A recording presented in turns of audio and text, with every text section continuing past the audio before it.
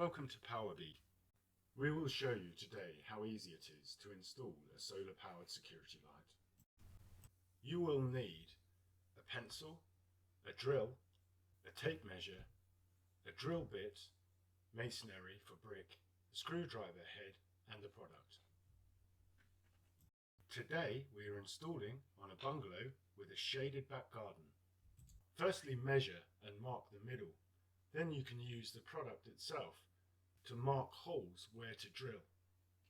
Then just pop in the rule plugs, give them a tap and screw the product using the screws provided. It really is that easy to have very efficient, very effective, almost cost-free lighting in your back garden in the UK all year round.